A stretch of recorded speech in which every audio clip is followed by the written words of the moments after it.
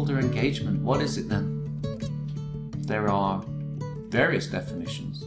The most practical one is that it's the process that an organization uses to engage the relevant stakeholders to achieve its outcomes. But more philosophical approaches stress the idea that the project itself is not some external agent, but also part of the society in which it operates, and therefore engaging with its stakeholders is a natural extension of the project. There are various approaches to stakeholder engagement, and we'll see them in just a moment. Each approach will get us results. Some are more appropriate to different stakeholders than others because some require lots of effort and reach few stakeholders. Others will require little effort and can reach many. But the approach that we choose really depends on who that stakeholder is. So let's look at those different approaches. As I said, there are 5 ways, and we have pull communication, push communication, consultation, participation, and partnership. Let's look at those one by one. Pull communication. What does that mean? It's where we put the information out there. It's just there. It's in the public domain. It may be leaflets left around in the doctor's office, or it may be posters, or it may be a radio show. It's very much one way. It's us broadcasting. The information is available, but it's up to the stakeholder themselves if they're interested enough to listen or to read or to participate or to engage with that.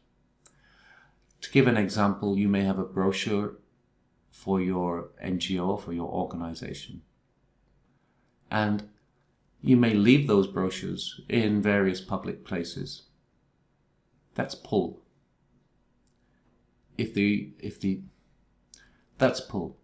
If the stakeholder picks it up and reads it, that's their choice. However, if you send that brochure to a particular stakeholder, it's no longer pull, it's push. Push communication is where we broadcast that information not to everybody, but we focus it and target it to a particular group. So if it's maternal health information, you push that information to mothers. You put it where they go.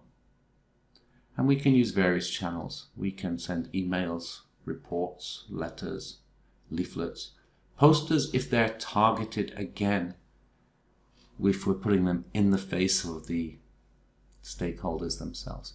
So push and pull. Pull is the information's out there. Read it if you're interested. Connect with it if you're interested. If not, we don't mind. Obviously, low interest, low influence stakeholders, it's good for them. Push is, okay, here's our report, here's our brochure. Pushing. Focusing that information to a particular stakeholder group. Again, it's still one-way communication. It's us communicating about our project to the stakeholders. One step up from there in terms of effort is consultation. Now, consultation, suddenly we have a 2-way engagement. We're listening. The stakeholder is involved, but they have no responsibility. We're asking the questions. They're answering us. Outside of that, they don't have much influence or power. A step higher from consultation, requiring more effort, comes participation. This is where we engage with the stakeholder. Again, 2-way, but they're more part of our team. They have some tasks or some responsibilities for a particular area or activity, but it's quite limited. It's limited to the responsibilities that they're assigned. And at the highest level, we have partnership. This is where it's a full 2-way engagement. We share accountability, responsibility, decision-making, and action. So you may wish to review again your stakeholder management and communication plan in the light of this to see that you're using the most efficient and appropriate methods for engaging with your stakeholders. If we look at this as a little pyramid, then we have at the bottom pull, widespread of information available, up to you, read it or not, no problem. Push, here, take this report, read this.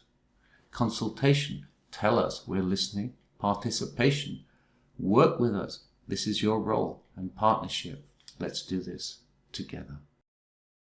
So the lower levels are for those with lower power and lower influence, and as influence and power increase, we may see more consultation, participation, and at the very highest level, we may see partnership with those who have very high power and very high influence.